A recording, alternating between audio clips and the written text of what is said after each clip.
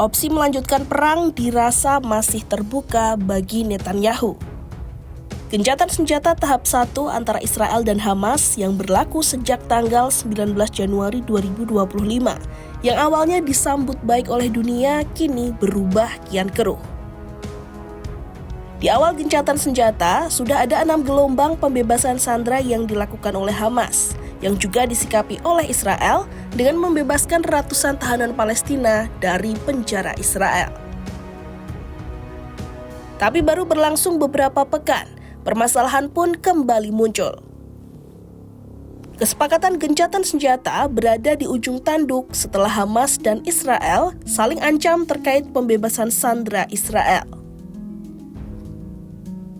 Hamas menuduh Israel telah gagal memenuhi komitmen yang telah ditetapkan dalam gencatan senjata sebelumnya, termasuk pengiriman bantuan untuk masyarakat di Gaza.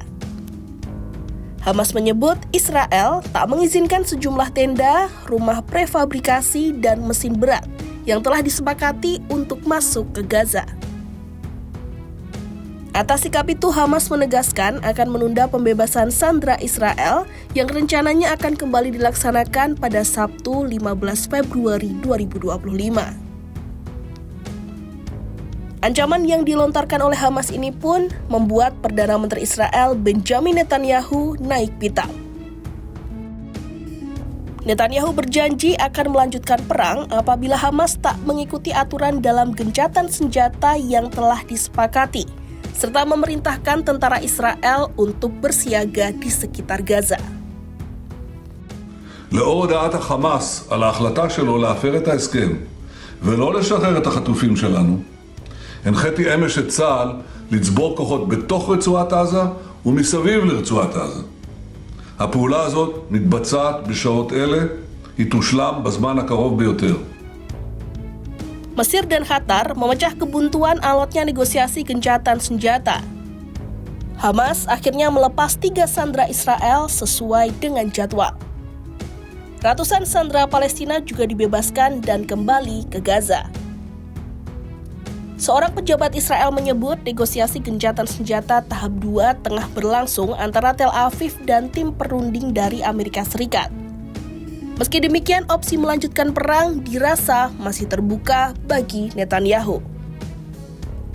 Amerika Serikat diklaim memiliki peranan penting dalam suksesnya perdamaian di Timur Tengah. Namun di sisi lain, Donald Trump punya agenda lain terkait Gaza. Secara terang-terangan, Trump ingin menguasai Gaza dan mengubahnya menjadi pusat pariwisata megah. I'm committed to buying and owning Gaza.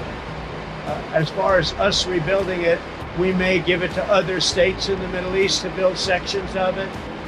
Other people may do it through our auspices. But we're committed to owning it, taking it, and making sure that Hamas doesn't move back. There's nothing to move back into. The place is a demolition site. It'll be, the remainder will be demolished. Everything's demolished. I mean, you can't live in those buildings right now. They're very unsafe. But we'll make it into a very good site for future development by somebody.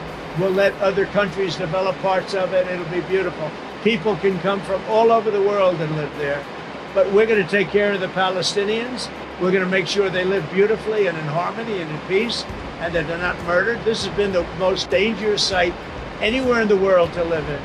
Hamas has been a disaster.